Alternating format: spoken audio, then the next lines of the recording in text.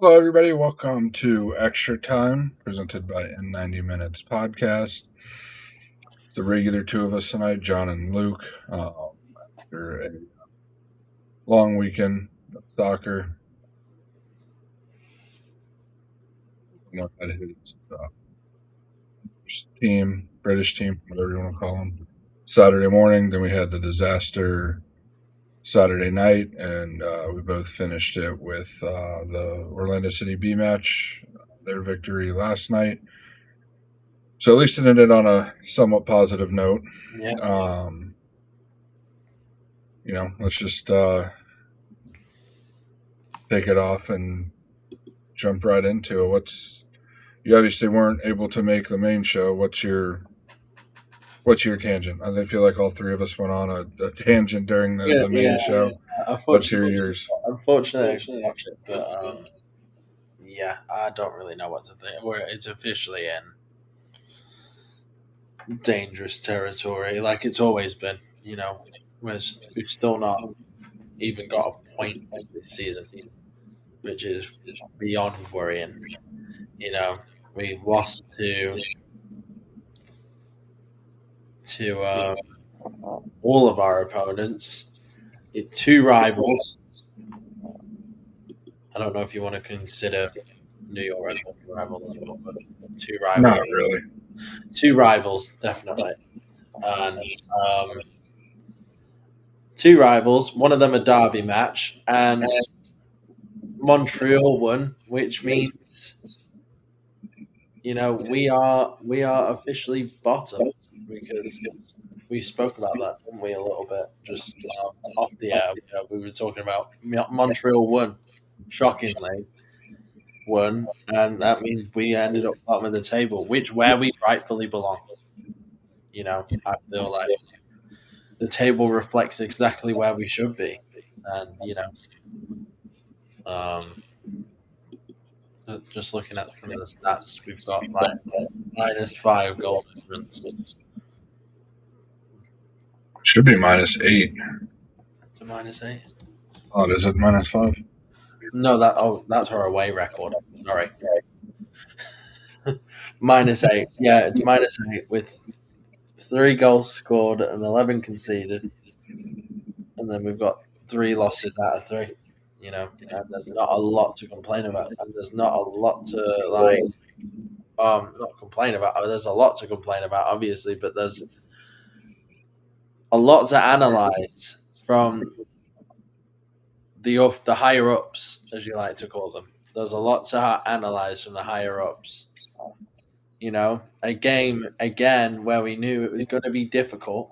It was going to be difficult. We knew it was going to be difficult.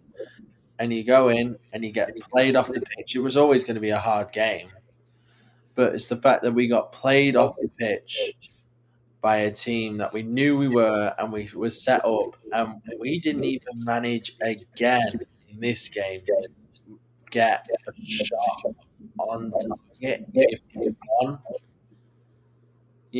It's becoming like a whipping boy season, and that's my take on it.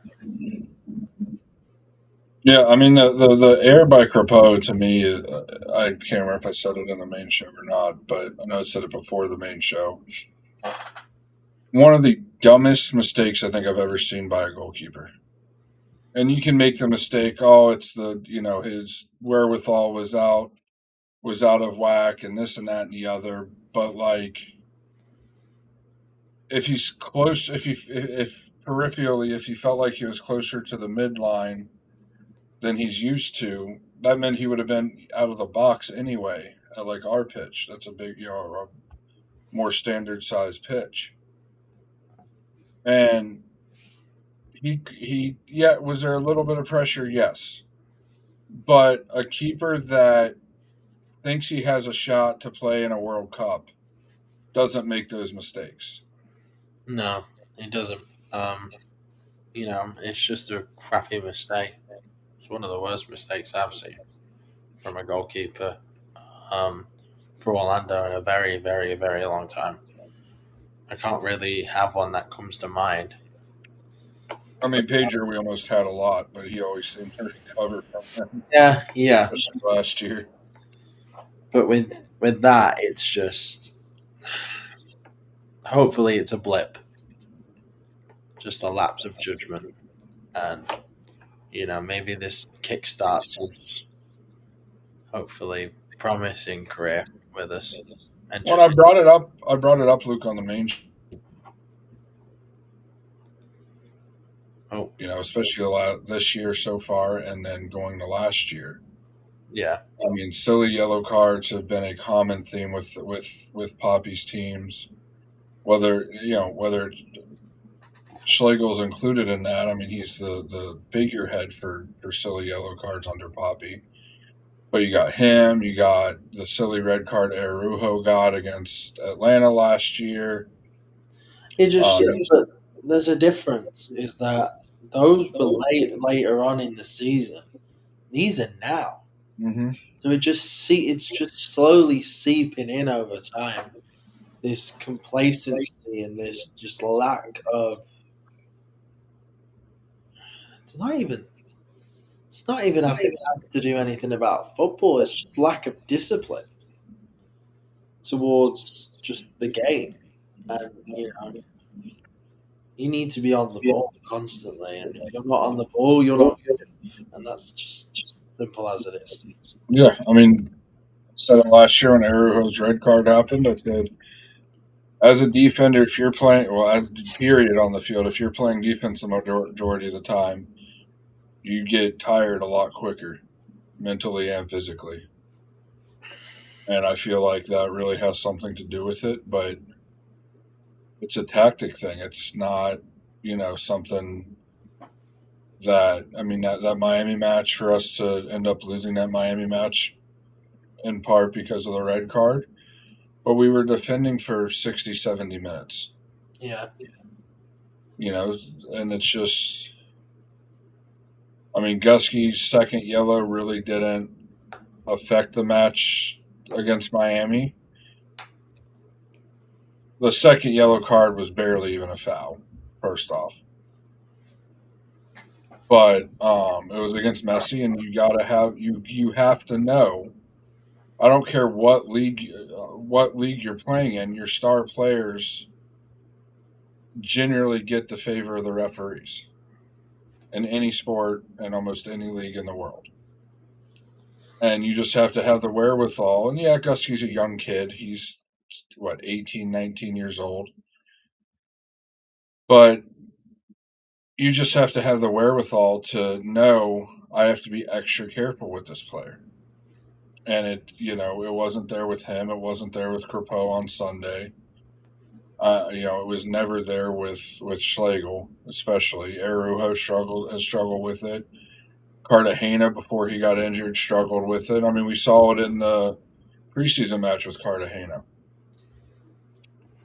And, it's just one of those things that I would be willing to say that starting with the preseason match, the season ticket member match, open exhibition they had, open preseason match, I'd say every performance since that time has steadily been worse. Yeah, we're just shocking because we were there at that game and we said, "Wow, this is bad," and it's got worse from that point. Which is, I'm glad we're not sugarcoating it with some decent performances here and there, which is allowing him to keep his job. Yeah, I don't think he has a job for long. There's no way he can. There's no way that manager can have a job for long. He can't put up performances like that. yep. I mean, this is 6 losses in a row now. 6 losses in a row and One win in 14, I believe now. one win in 40. Yeah, there's no chance he's keeping his job. One win in 14, and you've lost your home opener, and you've lost your game that mattered. Yeah, The game to win, you're kind of equal, like your equalizer, right? The game that would allow you to get back in the fans' good graces, you've lost that game. That's the that game. you should have won at halftime. Yeah, 2-0 up at home against your derby. Yeah, in a derby, you're winning that game, and somehow we went out and we lost. Which shows him. It shows him for who he is. People have finally figured out how to beat the Pereira system convincingly. Yeah, I mean, I've said it for a while now, Luke. I mean, I've said it at the matches. Because we've been consistently going to matches. Now this is our together fourth season. Um, I mean, how often have I said it? The best way to beat a Papi team is to park the bus, let them control, let Orlando control possession, and if you just stay a little bit organized in the back, we're not breaking you down. Yeah, because there's no exploring in our team, at least. It's almost, I don't know if it was you or my dad that said it, but it's almost like the team's afraid to make a mistake. The players are. It might have been both of us. Maybe I it was don't. both I of don't you. remember. I don't remember. It was probably your dad, but I remember saying that once or twice. It's like Like recently, like within the they last couple of days. yeah. It's they fear making an error in his system though. Like not in general, you know. Like um but they fear it. They fear making a mistake. You gotta take risks. That's what makes exciting football is risk taking. Yeah.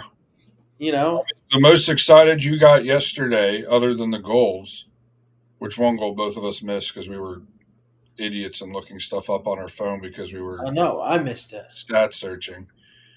Um, but was when Caraballo took on three guys. Oh, that was a good goal. You got excited. No, I'm saying that was a good goal. Yeah, the goal was, but I'm saying Caraballo and the when it was he ended up turning it over, but he almost got through there, and Yeah, you got kind of excited. I was like, man, this dude has so much confidence in his abilities. I know he does because he's just he has that player. But it seems like when Pereira gets his hands on these players, he ruins them. He ruins these players. He ruins that individual brilliance with sacrifice of his system Look at because Marco his this year. his his system lacks individual brilliance. He That wants creativity, that exploration that makes the game beautiful. yeah, it makes the game what it is. Individual brilliance, seen it with so many great players. You allow not all the time necessarily. You could still play your system, but when it gets to a point where like individual brilliance just happens, and you could look at examples like you know greatest players in the world like Messi, Ronaldo, Wayne Rooney. These players, even Premier League players, Come have on, dude. individual brilliance. More. So you have that, and Yeah, Pereira's system takes that away. It takes away that factor, that X factor, that factor that can, you know, make and break your games. That X factor, like that can win and lose a game. Those are such vital moments to have, and yet, you know that it's sacrifice. He doesn't allow it. He doesn't like. It's like being suffocated in football wise. It's like being suffocated to a point where you have to limit your ability to please a manager because everyone wants to play. There's no player in this team where I think they're comfortable with sitting on the bench. They're not going to sit there and they're going to say, "Oh, I'm fine sitting on the bench, mate," and just like they're going to leave it. I don't know. I hope there's never a player like that. But we had one last 2 years. yeah, but we did. But No, I mean you're 100% right, and we kind of see it with Marco this year and the end of last I year. know. He was absolutely brilliant to begin the year, and then it's like as he gets in the Poppy system, he's as the year went on last year he got less and less, brave and wasn't taking as many players on, and when he did, it wasn't necessarily in the right situations, and it just doesn't make much sense. You see a player like Facundo, you That's know. what I was going to mention. I was going to mention Torres.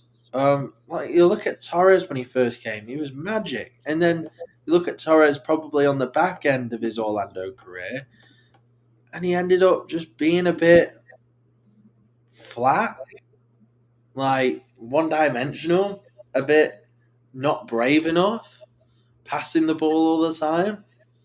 You look back and probably do your homework. All these players that we're naming, all these fantastic players, are getting ruined by one guy and one guy only. When even I mean, yes, Carr's not had the best since he left, but you look at what Carr was doing when he came into the team. Oh, He Tara. was Yeah, he was scoring goals left and right, and he comes into the team and he can't find the goal because he wasn't getting the service. You look at Duncan this year. I mean, I'd love to see the stats on Maguire. what his like a service rate type of deal is to him. It's got to be extremely low. I can't believe I'm saying this, but look at Muriel. Like he's kind of thrive. I've been hearing that he's been thriving where he's at the moment. Like performance wise, not necessarily goals and assist wise, but performance wise, he's been thriving in. I think it's where is it? I mean, he's thriving goal wise. He's got 5 goals in 10 matches. Which shows I'm not saying that, but Muriel wanted to quit. But maybe what? Why did he want to quit? Like, did he quit? Did he realize that he wasn't cut for the league? Probably, maybe I don't know. Did he quit that he didn't like the league, and he also didn't like the manager's system? Maybe, you know. There's so many coincidences going on around this manager with players that don't want to have the players that don't play up to the performance level that they should, and gradually over time they don't get there, and if anything, they just degrade and they just fall off the face of the planet. And these fantastic players end up either succeeding or either causing a detriment to their career. You look at Torres; he probably wanted out because he's like, "Well, this system's not working for me anymore. I'm not being used the way I should be." So he went to Palmeiras, and now he's back at Austin. Um, his career went up, like up, down, down. Like it's just the way it goes sometimes, and sometimes a manager's decision can ruin a player's career. And if you don't allow players to show their individual brilliance and you trap them inside that box, it's criminal. It's criminal.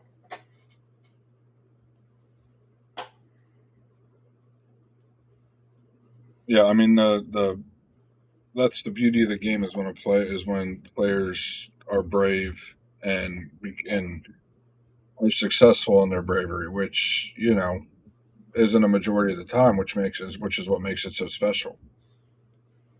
Um, you look at, I mean, go back to Caraballo last night. He single handedly broke Chicago Fire two's press multiple times on his own, Yeah, just through individual skill, and it was simple skill. It wasn't dancing over the ball or anything. It was just his confidence to take a couple players on, and he single handedly broke the press. You think about some of the most exciting goals in the sports history. It came from moments of individual brilliance, not a goal that came from the manager's system. Think about the Didi goal. Is one I always go back to. That was just individuals hustling and not giving up on a play and you know having that brilliance to having that bravery to follow through. So It was a it was a funny saying that I was thinking in my head like a little bit ago, and it's like, what's Orlando City DNA? And I said, DNA. Like, what's our DNA at the moment? You know, so Oscar Perez DNA. What does it stand for? Right. For Orlando, it does not attack. You know, that's our DNA. Our DNA is does not attack. Orlando City does not attack at all. If you want to have DNA and the abbreviation of that, that's what it stands for. We do not attack. You know, that is his DNA. That's Oscar Perez. He took those three letters and turned it into that phrase because that's it. That's all he does. He's afraid. He's afraid with risk taking, and that is just the bottom line of it. You know, you look at you just mentioned like all these players, and they're doing great in the B team. I mean,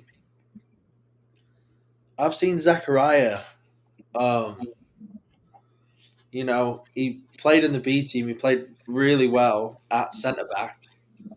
He comes into the first team. He does really well. He gets an assist. That's fantastic.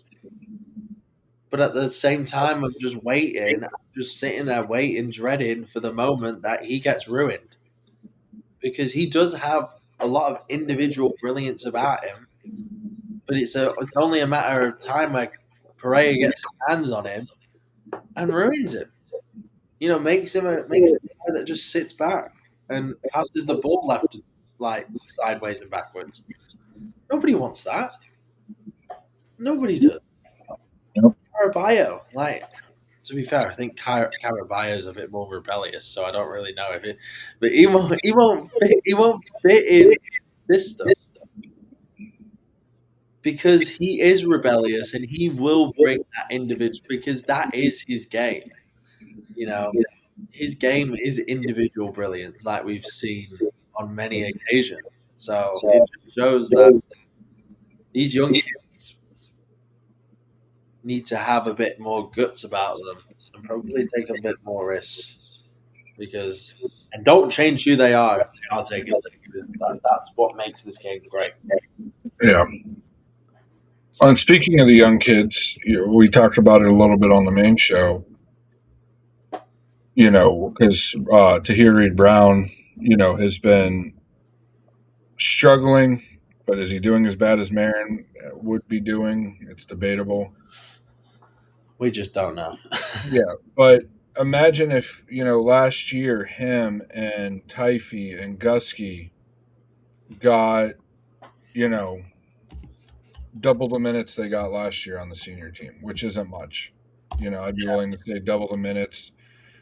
Maybe is 30. Going from 30 minutes to 60 minutes each player. Well, for um, Reed Brown, would be getting any minutes because I didn't realize. I thought he had came in once or twice on the senior team, but the Miami match was his debut as well, which shocked me. I mean, imagine being, what is he, 19, 20 years old, Yeah, and you're debuting for the senior team, making your first start against your rival, who, by the way, has, one of the greatest players of all time on it. And he's generally floats to your side. yeah, it's a lot for a kid. I would have liked to seen Zachariah in that position. Maybe he's got a little bit more experience than him. Hmm. I think he's got. I still consider Reed Brown a bit of a like he's still a kid, Yeah, but I'd like to see Zachariah probably in that position next time. Um, there is no next time, but next match. yeah, just I feel so bad for that Reed Brown because sometimes that can, again, we talked about it, make or break his career. He goes up against the best player in the world and he just absolutely, you know, gets mauled.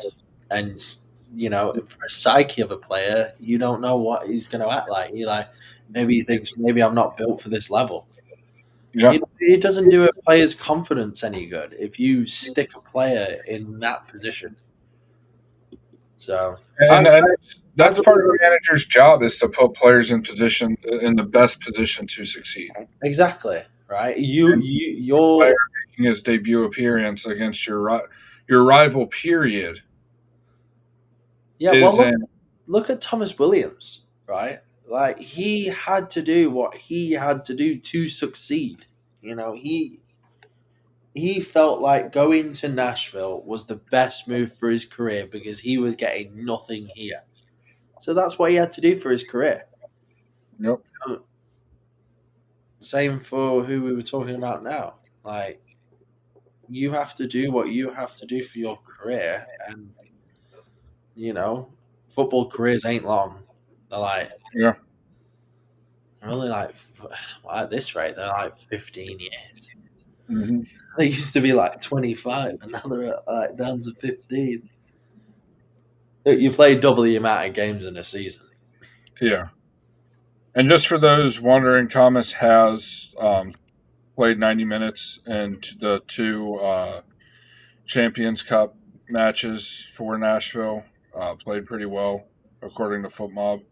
Had a 7.4 rating in their February 17th match and a 7.1 rating. Um, that's more than he got here. More exposure than he got here. Yeah, it was against Atletico Ottawa, but he couldn't even get on last year against Tampa. Which is You know, ridiculous. yeah. So I'm just, it's obviously for those that watch the main show, everybody knows how frustrated I am. Luke's just as frustrated as I am. I'm just a little more outgoing about it than he is. But yeah, I mean, but about the OCB match last night, what are your thoughts about how the boys played and I think we played all right. I think it's there was some moments where was it their centre back? He's a bit of a our center back Sandy? no, their centre back. Oh, It was their centre back. He was massive, yeah, but he was seemed like a decent player. He got the goal, didn't he? But he seemed like a decent player. We put up against him pretty well. Again, we can mention, you know, what's his name? Who was making runs in? everybody was. It seemed Oh, like Caraballo. Sorry. Yeah, we can mention Caraballo again. Just his individual brilliance, just running in and out like no one's business.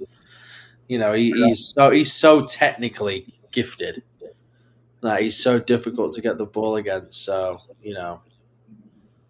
Sukata had a good match until he got a knock. I hope it's just a yeah, knock. I hope it's just a knock as well. I didn't like the way he looked like he was responding to going down.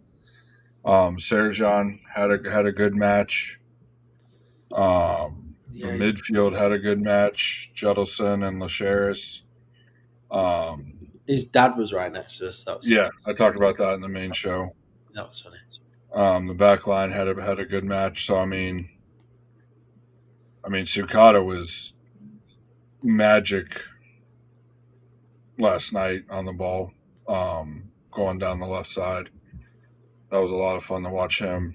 I liked Harvey though. Yeah, He seems like a decent. He seems like a decent kid.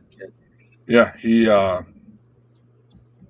first goal, he did all the hard work on it. Mostly Yeah, passed the defender and he's sent it pretty in, good, and Harvey. Liao put it in. And honestly, Chicago's keeper stood on his head a couple times and made some brilliant saves too. I mean, our guy Himes made a save right on the goal line. He's pretty. Chicago was He's asking for a he's goal. decent. Yeah, I was surprised about him and this yeah, goalkeeper. He was pretty. He's 6'6". yeah. He's another tall guy. You know, him and Otero are like 6'6" and 8, 9. Otero 6. I think they're both 6'6". They are. They're Yeah, massive keepers. pretty Both sure. of them. Pretty sure Otero's just is 6'6" as well. But they're both massive keepers. You know, um, which is good to have. But he looks very mobile as well because sometimes a lot of height can weigh you down and stuff like Yeah, that. You're not as mobile as you think, but he seems very mobile. When I saw his height, I was surprised. I just literally searched it up now. I was surprised that he was 6'6" because he looked in the game. He looked very mobile to be, hmm moving around like that. and he's got to me one thing that struck me yesterday. That's, I mean, you can appreciate it as a center back growing up playing center back. Is he has a voice on him too. Yeah, yeah, That's one underrated thing with I don't know if you call it a skill or a talent, whatever that can help a goalkeeper is having a strong voice in the back there, and he wasn't yeah. afraid to use it either. I think is a pair of cojones, you would say, to say the least. Yeah, to do that and to have that voice at such a young age is very young age. He's 22, but to have it at such a young start to your career is always good to have because some players can be, outspoken and you know do what they need to do, and some players are reserved. But you keep as a keeper, you always need to have a voice on you. Yeah, People look to you as it's you the only know player that can see the entire field. exactly. It's the only it's the only position that can see the entire game. That's why coaches make the best goalkeeper. That's why, by the way, that's why goalkeepers make the best coaches sometimes because they have a good they're like the touch line. The whole manager can see the game as well as the goalkeeper. Yeah, The goalkeeper has a better view because he's physically on the field. So I liked him. Um, that Jalen Yearwood seems to be very pacey. He seemed quick. I was who's shocked. that? Jalen Yearwood, Yeah, the right back. yeah, pacey and strong too. He was strong, but I was baffled about how quick he was. Um, yeah, this has turned into an OTB analysis because, of course, we were at the game. So I mean, it's one of the one of the only positive things we have to talk about. I know, right? Yeah, And we it's just give a we lot just more give fun. flowers. We just praise when giving praise. Yeah, I can't believe Ellis is 18 now. yeah. And we talked it a little bit. I talked about it a little bit on the main show. What a body transformation I know. he's had. I couldn't find him on the pitch at first. When I couldn't see his number, I couldn't find him on the He pitch. took he took he took he took preseason properly, didn't he? Yeah, and again, that's not a knock on him. I mean, when you're, you know, 16, 17, 18 years old, obviously your body's going through a lot of changes, and And it's still probably it's going to grow. yeah, he still could You're like grow. 18. I mean, he's 6 foot this year. If he puts another, I mean, he could still put an inch or two on, get to 6'2", and really be a proper striker height, if you will. 6 foot's still not bad for a striker. No, I'd say yeah, but you're right. I'd say 6'2" is probably the perfect height for a striker. Hmm. Between pace and height, that's like But honestly, the way he looked yesterday with his quickness, I mean, he showed a level of quickness he didn't have last year yeah, in short spaces. He showed a level of speed. just shows he's maturing in the game Hmm. just gradually. Yeah, I mean, he looked yesterday every bit of an attacking midfielder. You know, a bigger, a taller attacking midfielder. Yeah, because attacking midfielders aren't normally that tall, but he's still gonna grow, and you know, you just I never. mean, what you know, right there with Caraballo with just the technique with the ball. And that goal was the goal he had that we missed live. I had to shoot on YouTube and rewind the Watch it. YouTube I feed don't to know see what what we. What, happened. I'm fed up about that. I'm like, I look away for 2 seconds, and next thing you know, the ball's in the back of the net. I'm like, what's happened here then? Yeah, one of us made a statement like statement question, and we both were looking it up on our phones, I don't and then know. all of a sudden we hear the Pull me out. crowd cheer and the I'm pulling ball's in the back myself of the out net. because it just proves that you could concede and score a goal at any second in the game because Yep. it literally came out of nowhere. I'm like, oh, there's no attack going on. I'm like, you asked a question. Let me go look it up. 2 seconds later, somebody's celebrating. I'm like, what did I miss? I'm like, what did I miss here? But yeah, But I mean, he even showed it. You know, apart from that goal, he showed how his dribbling skill and his passing skill throughout the match. I believe he played all 90 yesterday, didn't he? yeah, maybe. I believe he did.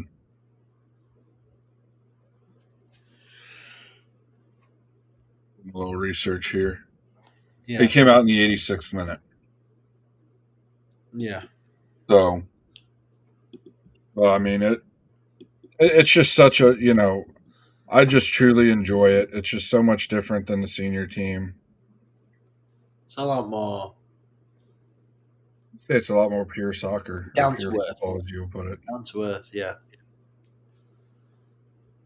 And it's cool, like, with Juddelson's father being right there. It's cool that the I know families are right he's there like, with you. I'm like, I was about to say something about him. I was like, said to me, he's like, that's my son. I was like, He oh, said it tongue in cheek. ah, right. That's Now, Luke hadn't been to an Orlando City B match in a couple of years, and this is his first time, being a member of a podcast to where you may or may not get recognized too. yeah. So, I'm like, but I mean, Juddelson's a quality player. Came up through our academy. Um, plays for Canada's U20 team as a 17-year-old. You know, you have to be good to play on to a play. couple levels up. Yeah, I don't know a lot about him. I'm going to be honest with you. I'm not going to pretend like I do know anything about him. I still need to learn about him a little bit more. so But he played in the U17 World Cup this past fall. yeah, He played 90 minutes in every match. That's all you have to say about the quality he is. yeah, and he's young. He's still got a lot to go. Stuff. He's 17. Yeah. Unfortunately, FootMob doesn't. Unfortunately, FootMob doesn't give you much stats for the U17s, so I can't give a rating or anything. He's born in 2008. You know, I'm unk. I'm unk now. These young players are coming up. 2008, 2009. well, I looked at it because we were talking about it yesterday, Luke, Yeah. and there's only three players your age or older on the OCB squad. Really? Tristan Himes, the keeper's 22. Javier Otero's 23. And Titus Sandy Jr.'s 24. Really? He's 24. Yeah, I thought Zachariah's up. he's 20. He's 20. Yep. We have more 17-year-olds than 19-year-olds on Orlando City B. Oh, he turns 21 this year. Okay, Yeah, he turns 21 this year. that makes sense. Okay, I was gonna say. So I thought Leal looked good yesterday. Obviously, he got the goal, but his movement was really good yesterday. Showed he has some technique with the ball underfoot. Almost got a inadvertent assist. Went to hit a one first time shot and kind of shanked it straight to Sukata, and Sukata hit one that it was one of the ones their keeper made an extremely good save because it was going to be right just inside the far post, and Chicago's keeper made a good save. Yeah. But what do you think? I don't know how much you heard when I was talking to Jettison's father about what he said about the passion of the boys. We talked about it on the main show, and about the badge carrying weight with them more than a lot of the players on the senior team. Sorry, what was the question? What do you think of what he said about it? Because he's the one that's kind of started that about how the boys never quit. I think it's good.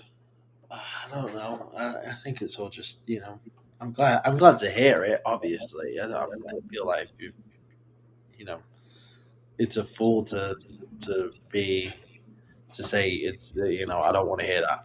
Obviously, I do. Feel like there's some. It's just not about. It's not about purely.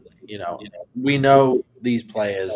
People are gonna say they're committed. Obviously, some of them have been playing for this club, like Ellis, like Taifi,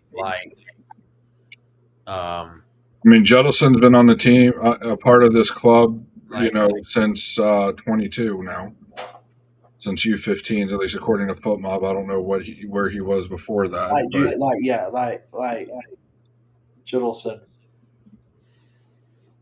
I've been on this team. I've been in this club for a long time, and it's good to have players with the identity, but timing's also right.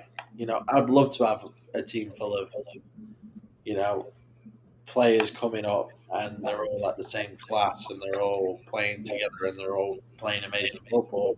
But timing's also right, and I'd love to have all of them there. But if they're not ready yet, they're not ready yet. And we all know with the manager that we have now, sometimes staying might be the best option for your development because we've seen in the past you could go up a level and it could hinder your development. So um, yeah, I just think that timing's also right. I feel like Ellis is such a good player. I don't want him to get ruined. I don't. yeah. I don't whatsoever. Same with Zachariah. Zachariah is really good for Fish, but he's a lot. He's getting to that level where he's in the conversation of getting more minutes and more minutes and more minutes, and he's becoming kind of a diverse player. So um, Well, and you could even see it with him yesterday playing out of his natural position. To me, he had a standout performance yesterday. he did really well, and I feel like with him, if he could just kind of get minutes where he can, because he's already familiar with the system with Pereira, then that will be good to get him more minutes. But with the other guys, they've not added as much minutes, and I feel like just sticking them here for now, and with the volatile future that we have at the moment with the managerial position, just wait and see what happens. Hmm. Because you don't want to throw them into a system and they're learning a system. Meanwhile, he's not going to be there for long. Hmm. So that's my thoughts on it. Yeah, I mean, I'm not saying start them by any means. Maybe outside of Taifi, nobody else really should start. I mean, and that's not discounting their skill. That's just the way it is. Um, It's experience. but giving them that first team experience that we were on the main show, like we were talking about last year. Give them experience. Like there's no reason that we're down 5-0 and we have Judelson on the bench and we bring in a Twesta. What's a Twesta going to do in a 5-0 match? Nothing.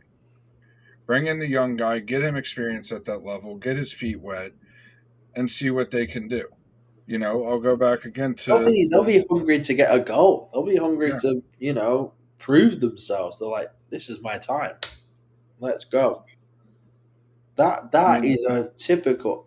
Hopefully, that's a typical like young player's mentality. Is this is my time? Let's go get it. yeah. If it's And not, unfortunately, they're going not a back to Tahiri footballer. Brown, if we would have done that last year, yes, we didn't get blown out a lot of matches. We had a couple blowout wins that he could have came in and gotten his feet wet against that level of competition.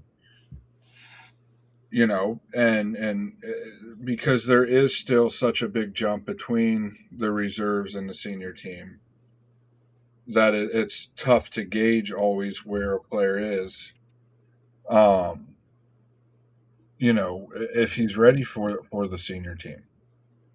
And unfortunately, right now, the only way to do that is to give them minutes with the senior team. Because you look at what Tahir Reed Brown does for OCB, you're going to be like, oh, this guy's ready for senior team minutes. And then you see him in his debut and his second match greatly struggle. Again, I feel like they're playing him a little bit against his strengths and being a third defender in our attack. I feel like he's more suited um, to help out to be an attacking fullback rather than a defensive fullback. But either way, he still has to get that experience and get his feet wet. And right now, he's having a trial by fire, and a lot of time, the majority of the times, players don't succeed by doing that. You'll have your 1 in 20 that do, like an Alex Freeman. I But don't.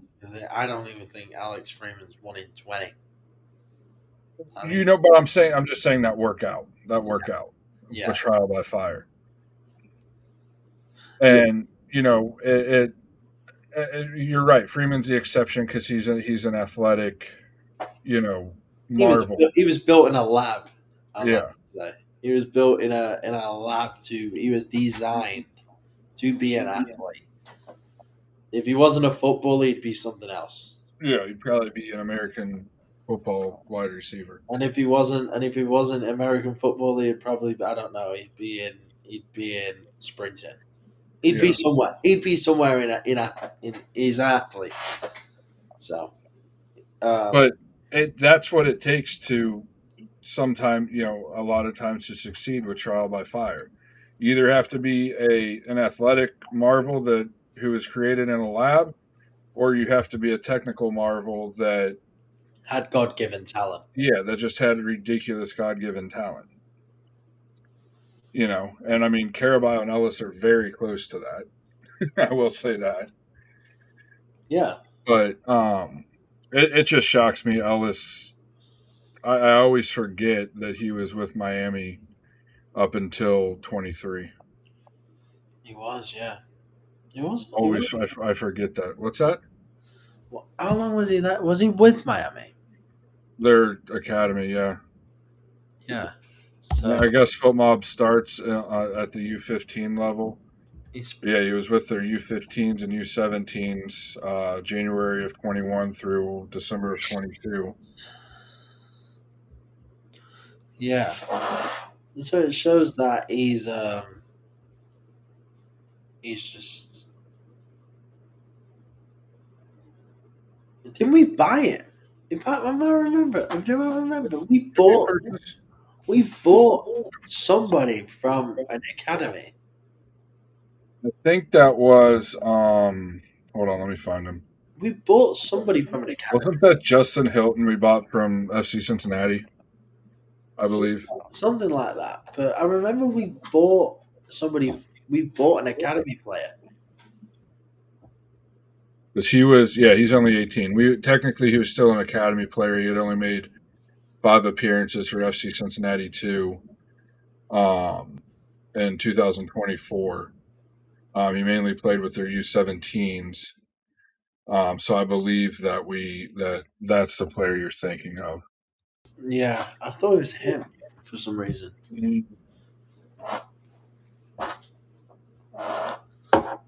Do a little more research here. It doesn't show transfers.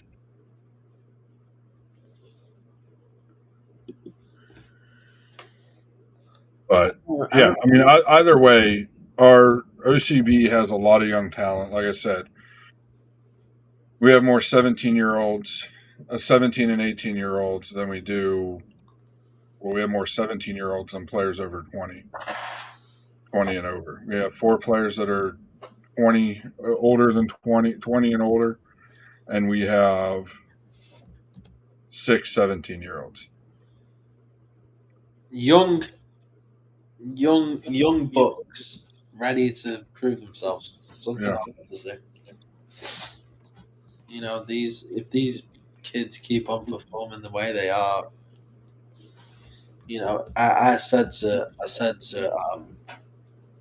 was it you or somebody that development games don't count for anything. Yeah. That As, was, you said that a couple times yesterday. yeah, as long as I see great individual performances, that team's always going to change. You know, and the B team's also, you know, the B team's also used for players trying to get back into the squad from injury. So you might see, I don't know, let's just Hannah. onward. Iago gets injured. Yeah, I said Iago because we saw him yesterday. He was at Yeah. the for context. Like Iago can come in, jump in OCB, get fit, and get ready for the first team. That's what the OCB aren't there to win the MLS Next Pro Cup. Mm. That I don't really care if they do. I mean, great if they do, but I don't care. I want to see the most players. Well, look at it. Look at it. You know, we've got Freeman. That's a success to me. That is what OCB is there for. To develop, to give players time to develop to become the best player they can be, and we did that. You know, that is an MLS. That is an MLS Next Pro Cup for me. Yeah. More And than I mean, yeah, there's however many players on the OCB roster. The fact that we can pull out, not including Otero, that we can pull out 3 guys' names that within the next year or two could and should probably be, on the senior team squad, getting valuable minutes or possibly starting, is a luxury that not many teams anywhere have. yeah, There's a reason that Iago, we had to pay almost $2 million for him. And that's because he was an academy product that was showing great promise to break into their senior team. yeah. Interesting. And it's just that's something that's important to him. I mean, the dude's 20 years old. Um, you know, and he was starting to break into the senior team. He appeared in 5 matches for them, and um, did fairly well as a center back. Now he's just got to,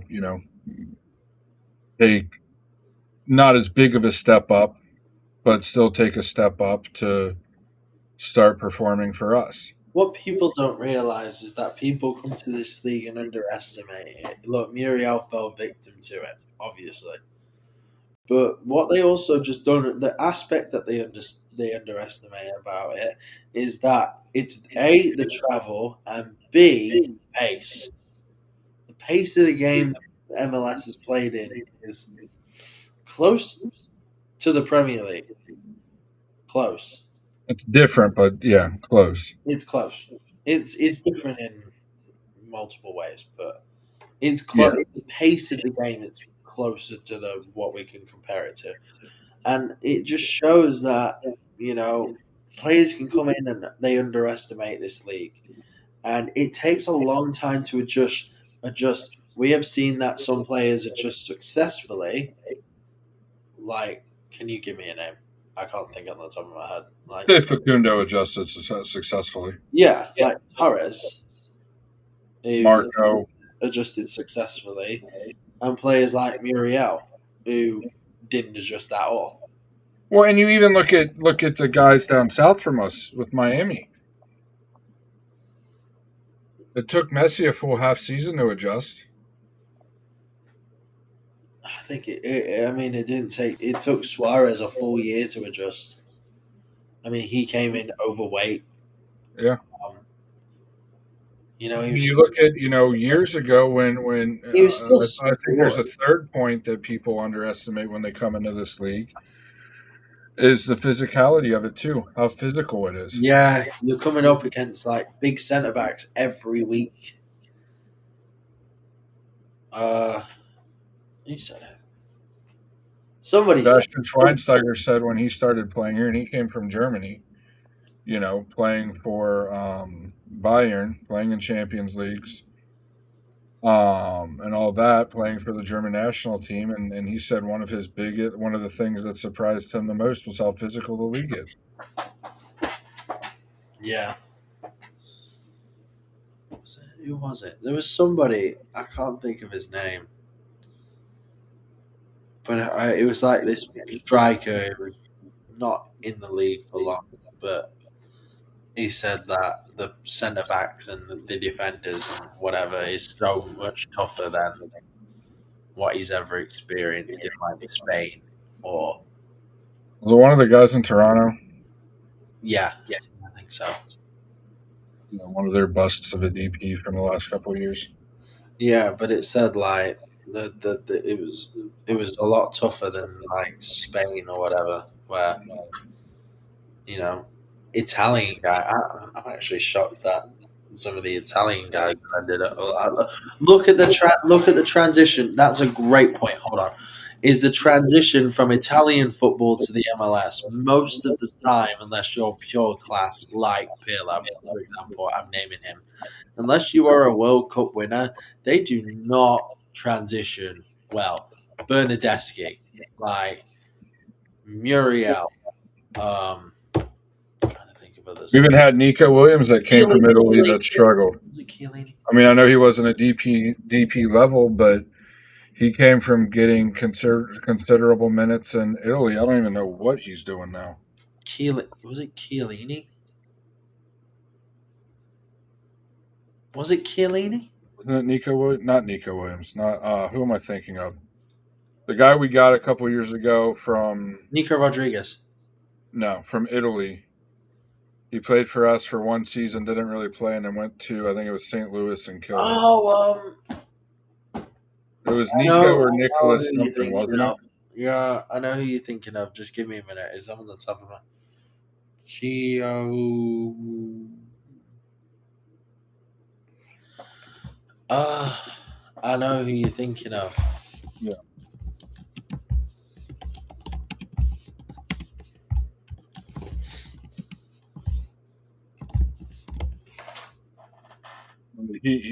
That's an example that of somebody that was doing decent. Not a DP level Piacini. player. Giacchini, thank you. That's it. Sorry, that was his. He was awful. Yeah, Yeah. Um, but he came. He was the worst player I have ever seen. I and talk he goes I over talk about to Muriel. I talk about Muriel, but I talk about Muriel in the context of value for money. But I talk about this guy as the worst player ever. He was. I've no. We didn't see him play. yeah, He never played a game. He never played a full no, game. of football for us. He played an hour. If I'm correct, right? I think it was something really small like that. It was an hour because I remember making the joke that he had the highest hourly wage in MLS history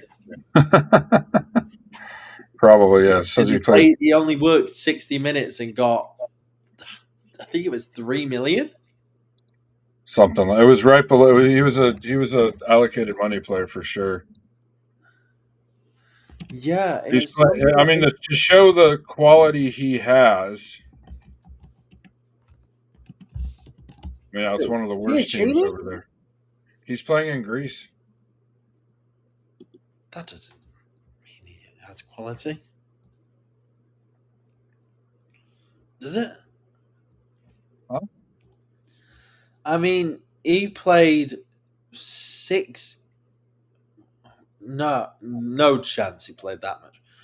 He played probably one game for us, and yet he was the worst player I've ever seen in 60 minutes. Not in 90 minutes because he couldn't even make it to 90 minutes. He couldn't even make it a full game. He played 60 minutes, came off, and he was the worst player I've ever seen. But on a but yeah, players like that. But I mean, my point is he was a decent player. Came How over do we from know? Italy How do we know he was a decent player? We never saw him play. based on what he did when he wasn't here. Because then he goes to St. Louis, lights it up. Goes to Cincinnati and plays okay. Then was loaned to, or no, I'm sorry, went to St. Louis, went to Como. Como loaned him to FC Cincinnati, played okay, and now he's playing in Greece. He started 3 matches for them, appeared in 18 total, has a goal and an assist. Yeah. He's averaging a goal contribution every 252 minutes. It says he played 6 games for us. He never played 6 games. As he played 7 on FootMob. 7 for Orlando City and 1 for Never Orlando played 3B. 7. I remember him. I remember who this guy was. He never played 7 games. Yeah. He played one. If that.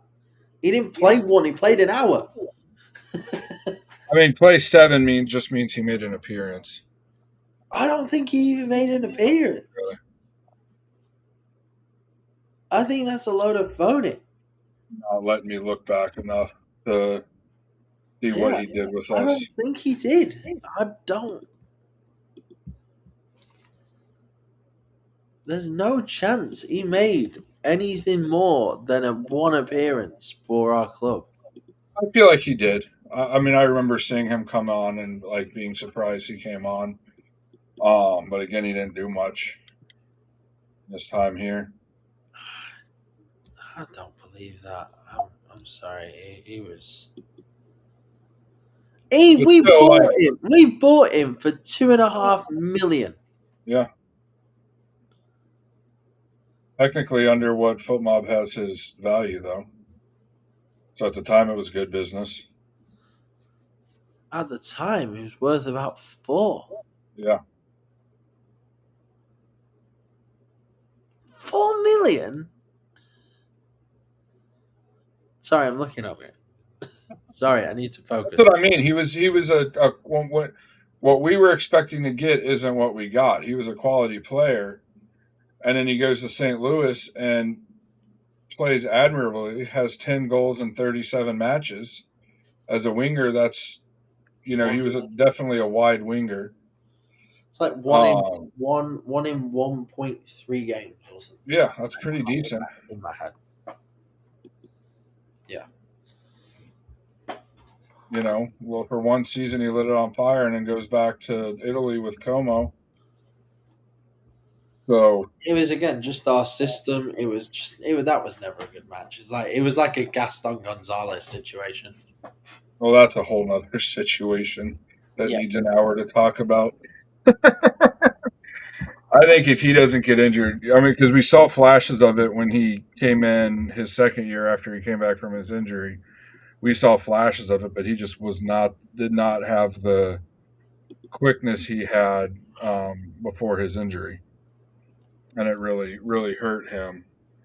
Because I think if he doesn't get injured, we have him, either we sold him for a profit or he's still on the club as a designated player if he didn't get injured.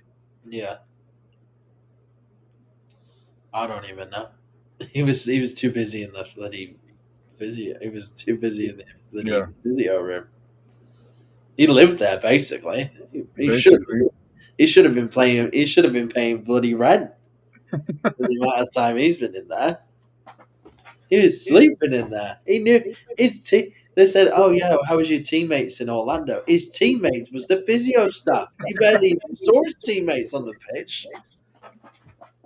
I'm sorry, that's really bad because obviously I don't want any player to have injuries and stuff like that. And I don't think, I don't think players get injured on purpose, but obviously we're stuck here in a difficult spot. And we can only blame a certain individual who does the background on these players, you know. That was Luis Muzi taking a chance because we had every right A to, big, in hindsight's 2020, but we had every right to say the deal's off. yeah, a big chance. Who was who was it? Who was it? Who was it? Who was it? John failed his medical. Failed it. Who failed his medical? Like, no, who had trouble with his medical when he was coming here? Somebody. It was somebody, right? Major red flag. It was a First, while I think it was ago. Rodriguez. Was it Nico? I think it was Rodriguez. He was like before he even got here, he had trouble with. I don't know if it was immigration or Well, yeah, he had trouble getting his visa. his visa. His visa, but he also had trouble getting his medical. He wasn't fit. Somebody was it? It was somebody. I don't remember, but somebody in that club was not fit when or failed. It's like something was going on with his medical at the time. Yeah, It just was red flags everywhere. That you know, he was injured when he came in. He was injured when he was coming out, and he was injured all the time and stuff like that. And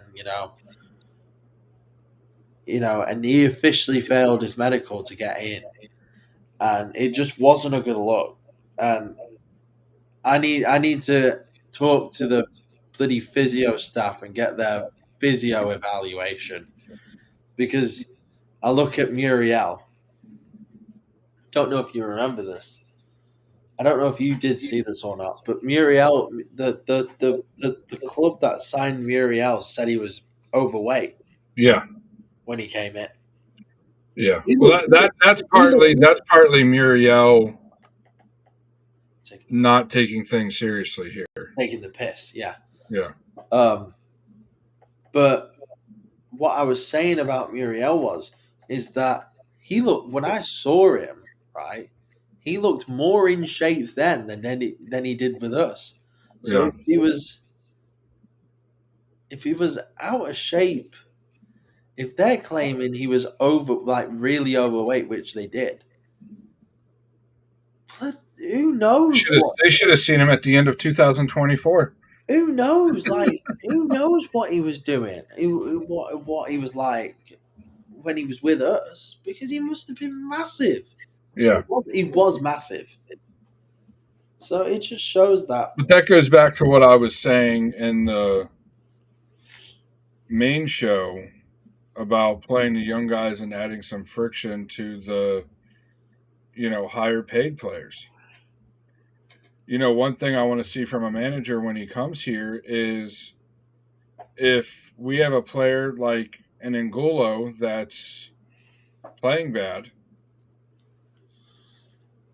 and yeah, he's on an allocated money deal and all that, but he's playing bad.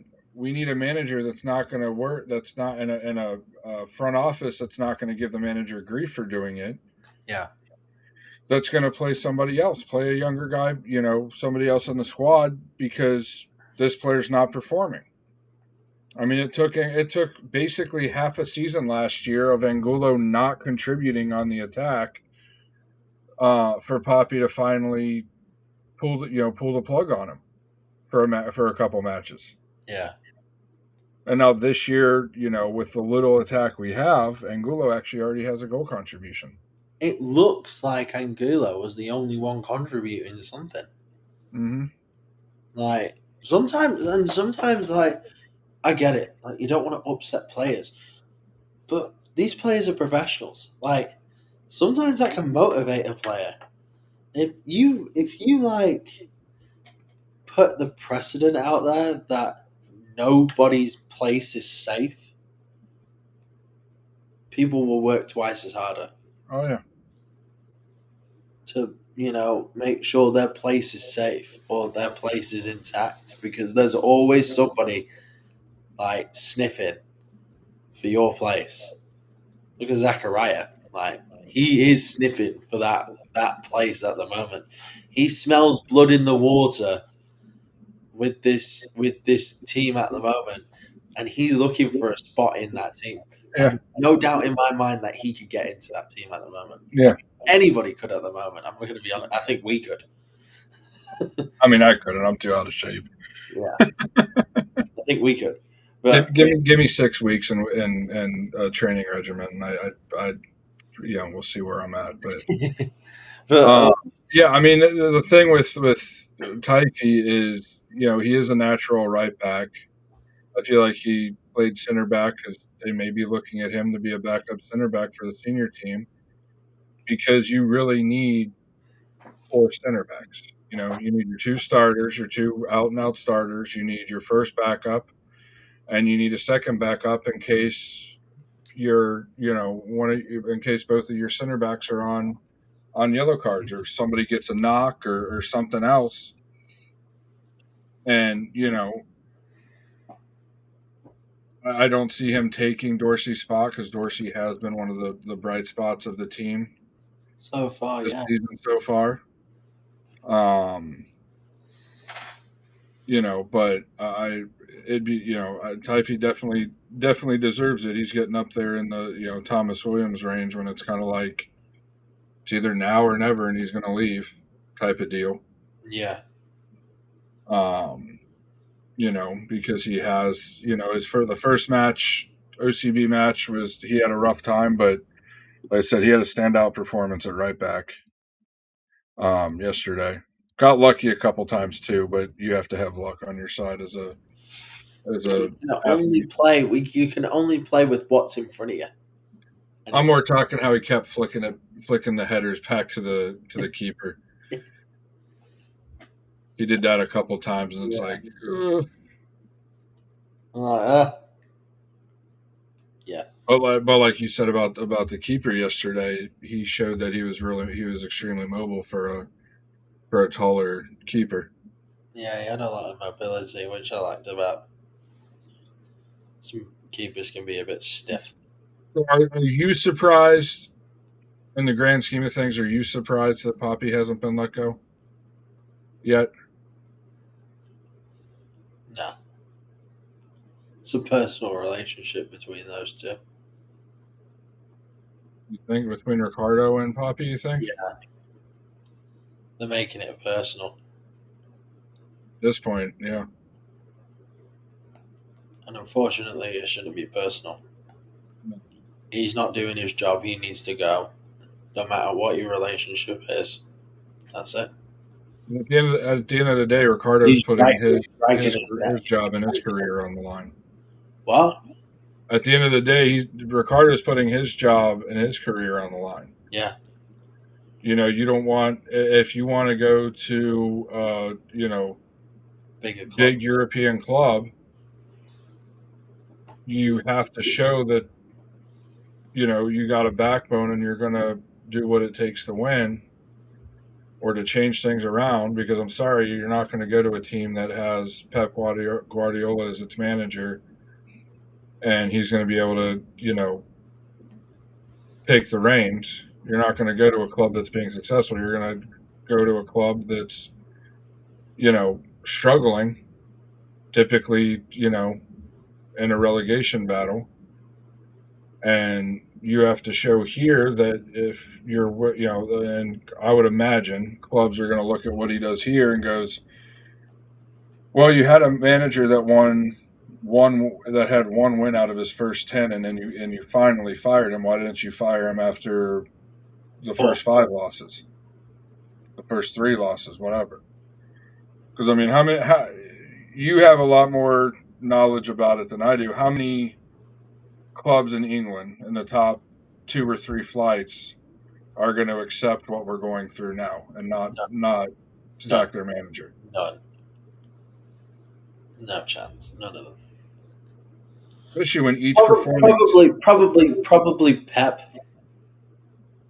But he has how many That's what league I'm titles saying. and But that's what I'm saying. But if you're talking about like championship clubs and whatever like that, none of them. They'll be gone. Daniel Farker, any of them, it doesn't matter. They'd be gone. yeah. I mean, I know on the post because I was talking with Luke about it yesterday. He helped with the post about Duncan asking us for patience. Trust me, Duncan, our patience is with you guys, with the players.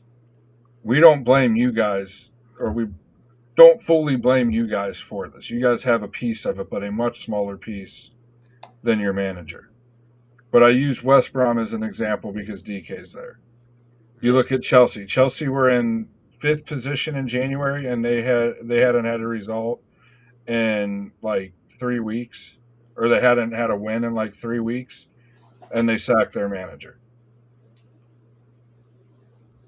And it's just like David's team, Stevenage. They're still up there to make the playoffs. A couple weeks ago, they had went a while without a win. They had dropped points for a good period. They were talking about sacking their manager. They've gotten a win or two Yeah, recently. but let's be honest, mate. Like, if they sack the manager, who wants to be the manager of Stevenage? Like, You would say that, but sorry, I need a to. lot of people would. A lot of people would want to be a you know League One manager, no matter who it's I for. would not want to be the manager of Stevenage. I'm sorry, nobody would. I'm joking. I need to throw one dig in there. It's like I know okay, you did, it's a tradition. but that just proves the point that like what our management is doing doesn't make sense. The guy has one trophy with us in 6 years.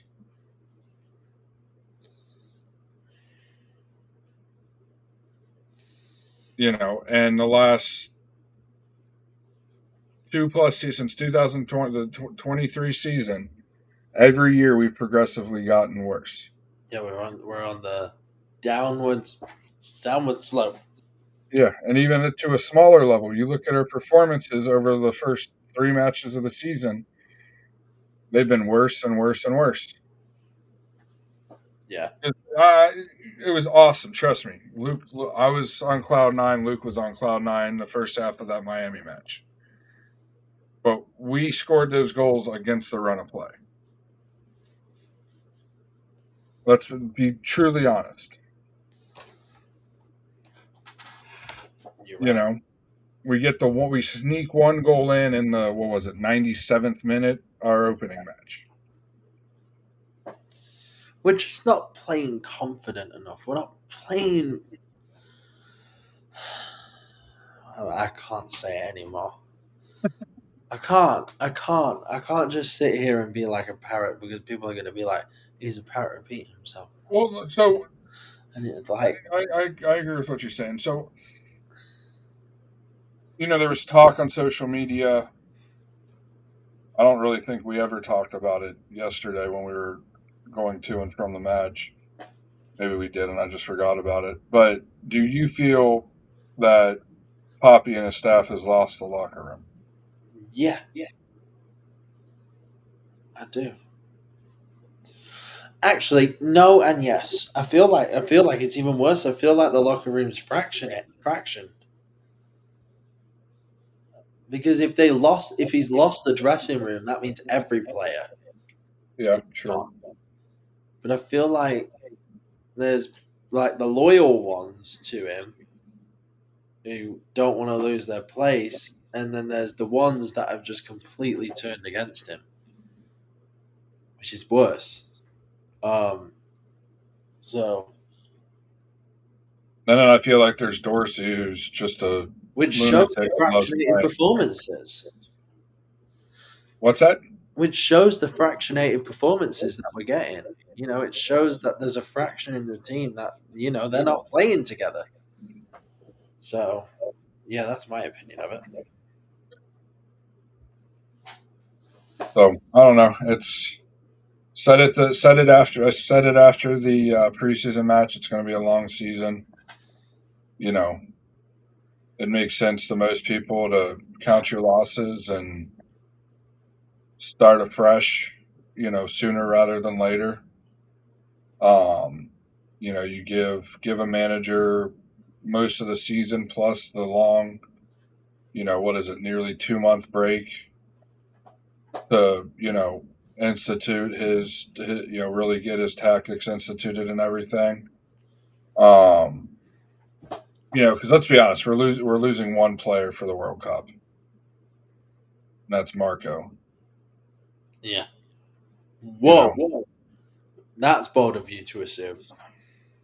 he just got called up for their March camp. It doesn't matter if he starts playing the way he is and True, continues. He won't make any team. that's true. So But assuming, I you mean, know, yeah. he's the only one that we could lose for the World Cup. So most of the squad will be here for that break. You I know, mean, give them a little bit, maybe a week. When the break first starts, vacation, and then rev it up. In my opinion, we can't wait until the break to fire Poppy because we'll be based on the way the first three matches are going. Like it would be different if we showed some hope. there is no hope. There's no hope. We have scored a goal a match. And No, less than conceded 11. 2, 4, and 5. Nearly 3. Nearly 3. You're right. Sorry, nearly 4. Nearly 4 a match. Yeah. Our midfield can't complete passes with each other. 2, 4, and 5. Like that 2 goals. Two of the two. The even worrying part is that 6 of those goals out of 11 like are at home. Yeah. So well, we need to sort it out. We have to sort it out. I mean, if we come and we win Saturday, it doesn't really mean anything. But if we go out to LA and give a good performance, and get a result, that will speak volumes. Poppy has a week, 2 weeks of training basically between our Montreal match and our match at in LA. Or no, that's wrong. Hold on. He has 2 weeks. So we go Montreal, then Nashville. If we can pull a result against Nashville, that's huge because Nashville's absolutely flying right now. I'm trying to talk positively. If we can get a win against Montreal and a result against Nashville, Poppy will have 2 weeks, 2 training weeks to get the boys turned around. But if he doesn't, and we lose to Montreal, and we lose to Nashville, he'll be gone by the Columbus game. I would hope he wouldn't even be allowed on the flight back. He might just leave him there. You know. I mean, I even asked on Saturday, can we fire the manager at halftime? I know. Because it's a genuine question. Can we? Yeah. You play at 6 p.m. on Saturday against Nashville, next Saturday against Nashville? That's weird. Yeah, because they're an hour. True. They're out. That means we should play at 8:30. Mate, I don't even know. I'm tired. This team's drained me at the moment. I know. But either way, that's best case scenario. I feel if we can get 4 points out of the next 3 matches, we'd be on cloud nine. We're winning the cup if we do that. I feel like there's more chances of us winning the cup after doing that than actually getting 4 points at this point. As sad as it is to say. We're winning. I don't know what anyone's talking about. We're winning the entire thing. I've seen everything I needed to see. Oh. But Imagine that turnaround, dropping your first 3 matches and then winning the whole thing. One can dream, right? clip it. Wait. No, don't clip it. I'm not going to clip this. But if we do, come back to this clip. Somebody, if we do win it. One can dream. Yeah. Trust me, I'd be just as happy as anybody if we won a championship with Papi. I just want us to win important matches and win trophies. And I understand we're not going to win a trophy every year. Football games. But it is what it is. But we'll go ahead and wrap it up for tonight. You can only complain so much, and then it starts to become depression. But for all those that will watch this and will listen to this, as I say every week, thank you. Leave your comments, leave your opinions. If you guys want to join the show, let us know. We're always welcoming guests onto the show. Follow our social media, in 90 Minutes Podcast or in 90 Minutes Pod. Basically every social media platform. Be sure to, if you enjoyed this video, give us a like. If you didn't enjoy it, let us know what you didn't enjoy of it. One more thing real quick. Did you see Atlanta's TIFO? I did. Because didn't you send it? Did I send it to you? Yeah. I know I put it in. That's right. I put it in the group chat. Yeah. What a mockery that club supporter base is. We think ours is bad. Yeah, well, at least theirs is consistently freaking awful. Yeah, I mean it's obviously a manufactured, a bot tifo. Yeah, and then you can't even raise it right, and it's tiny. We don't understand. We can only question what they eat up there. Yeah, I guess plastics are plastic. Yeah. Anyways, we're not going to give them any more time. Nope. Well, we have to give them crap. Yeah. So, but as I was saying, thank you to everybody that'll watch this and will listen to this. If you have anything to add, feel free to add it. Send us DMs on our social medias. If you want to be on, send us a DM. We'll get you on. Other than that, let's hope for a win this Saturday. At least the result. We want Orlando to win. I said just a reminder. We want Orlando to win. We do not want Orlando to lose. Correct. If my pre-match video on TikTok is any reconcile or any proof of that, I was extremely positive, thinking we had a chance to win. Yeah. So takes a little bit to lick the wounds and then get back up and go again. At the end of the day, we're still fans of the club and still think we still have a chance to win the MLS Cup. I though. wouldn't go that far.